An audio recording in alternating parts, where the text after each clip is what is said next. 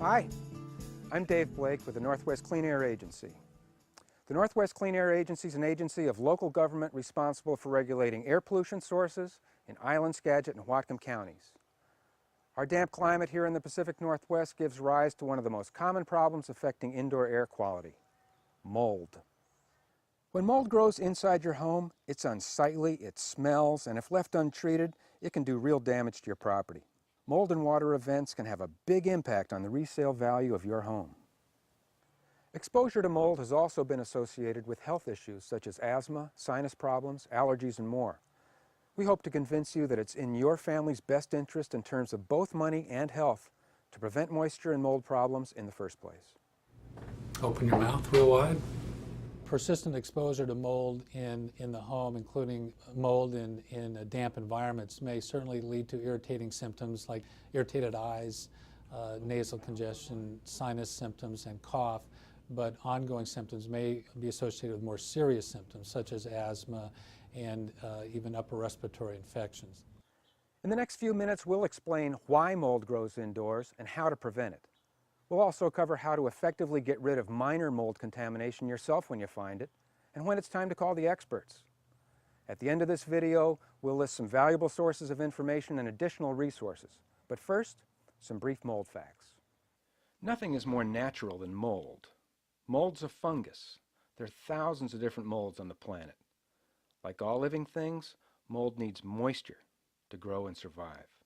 Outside in nature, mold's job is to digest and break down natural vegetation, like what's going on in this compost pile. But we don't want mold mistaking our buildings or possessions for a desirable food source. As a rule of thumb, mold outside good, mold inside bad. So, how does mold get into your house?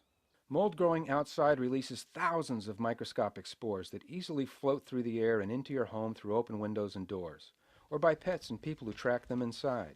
These tiny spores are, for all practical purposes, impossible to keep out of your home. What really determines if mold will grow in your home is one key ingredient, and that's moisture. Mold spores plus a food source plus moisture equals mold in your home. Mold indoors likes to eat paper and wood products, and even some of the glues that hold them together.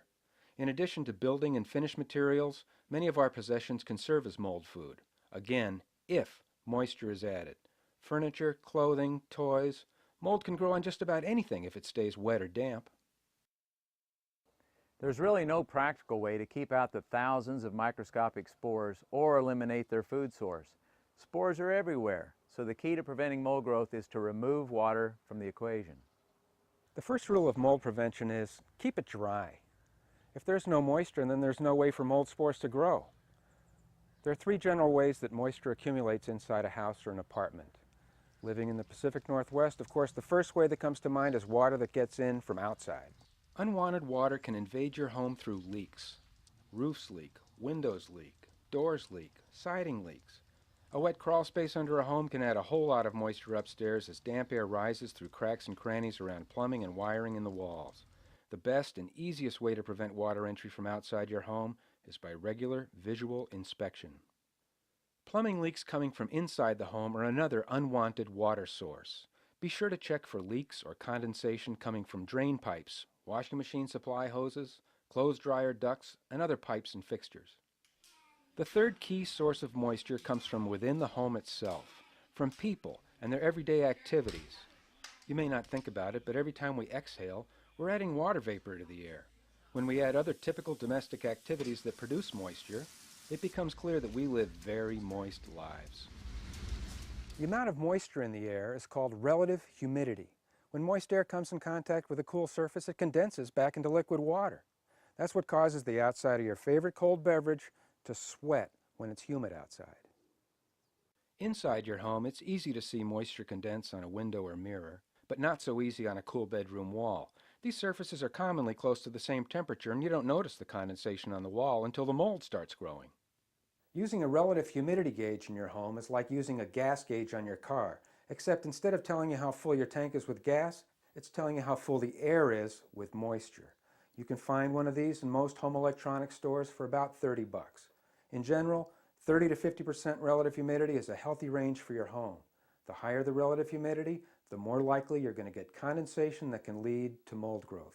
Even without a gauge, you can tell if there's too much humidity in your home when condensation forms on the room side of double-pane windows or on your cold water pipes. Condensation can occur on any cool surface that moist room air can reach. Some are obvious, like windows and mirrors, but others need a thorough inspection to find, such as behind furniture placed against a cool exterior wall or under carpet and padding. Condensation can also form inside wall cavities and in attics and basements when moist indoor air gains access to these cool surfaces. Again, to prevent condensation and mold growth, you want to keep the relative humidity inside your home between 30 and 50%. The best way to do this is through proper ventilation. That is, bringing fresh outside air into your home, letting the moist inside air get out of your home.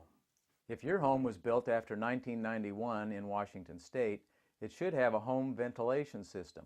If you're fortunate enough to have one of these systems, learn how it is supposed to work and experiment with the manual and automatic controls to see what works best for your situation.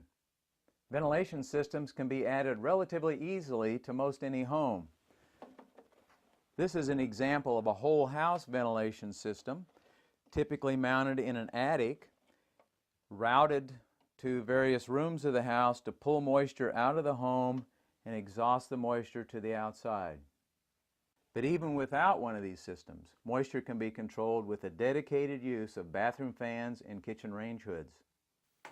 Using exhaust fans in kitchens and bathrooms will capture and remove large sources of moist air before it can escape into the house.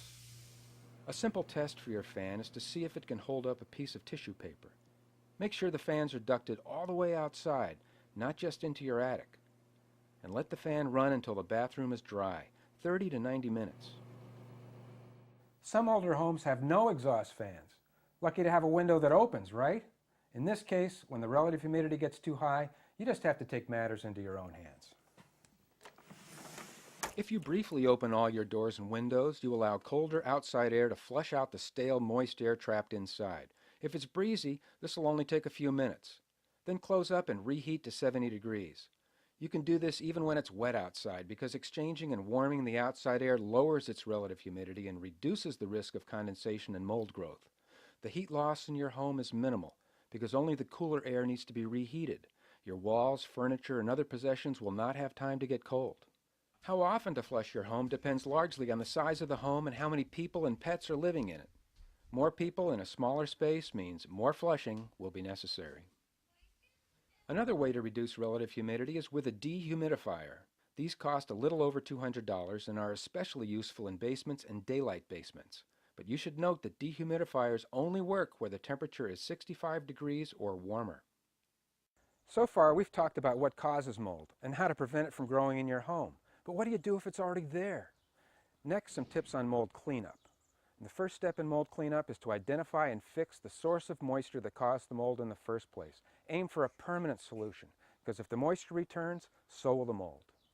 The next decision is, do you clean or discard? It depends. Slick surfaced items can probably be washed clean. Porous or fleecy items may well need to be thrown away. If you're not sure about your sensitivity to mold, it's a good idea to protect yourself before you begin cleanup work. For small amounts of mold on slick surfaces like walls, you can mist it with soapy water. Then scrub it off and allow it to dry completely. Use tape and plastic to protect the surrounding area. Bleach really isn't recommended anymore. Detergent will work without bleach's problems. If the mold you find is dry, be careful not to disturb it. Those spores want to fly. Gently cover it with foil and tape until you're ready to clean it up. If you smell mold but don't see it, you may need to get aggressive with your inspection. This can mean looking inside wall cavities and other areas you suspect might be moldy from current or past moisture problems.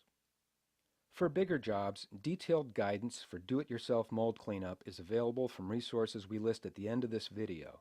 But in a nutshell, if you're attacking mold growth in wall cavities or over larger surface areas, you need to ensure that mold spores don't escape from your work area to the rest of the house. So plastic sheeting is used to create small enclosures around the work area. And box fans can be placed in windows facing out to pull loose spores outside from the work area. Cut out and bag any moldy drywall, plus at least 2 feet of clean drywall in all directions, and dispose of it in your regular garbage. Wash mold off wood with plenty of elbow grease. Allow it to dry. Paint wood that was moldy with an alcohol-based shellac. Wipe down the inside of your plastic enclosure and bag it up for disposal. If your water leak is for sure fixed, you can now put your wall back together. Here are some examples of potential cleanup situations. Number 1 shows a situation you can easily clean yourself. For number 2, you can still do it yourself, but you'll want to isolate the work area with plastic sheeting and use a box fan to draw out any loose spores. If your situation looks like number 3, call the professionals. In general, testing for mold is not necessary. If you have obvious mold, you already know you have mold. You usually have no need to test to see what kind of mold it is. Only test if you need the results to make a decision. Testing for mold should be your last resort, and you will no doubt need some professional help. Thanks for watching. Please keep in mind that the information in this video is designed for use in cooler, damp climates like here in the Pacific Northwest. In hot and humid climates, you'll need more and different information. Remember, the best defense against mold is to keep your home dry, clean, and well ventilated. Stay tuned for a list of additional resources. On behalf of the Northwest Clean Air Agency, I'm Dave Blake.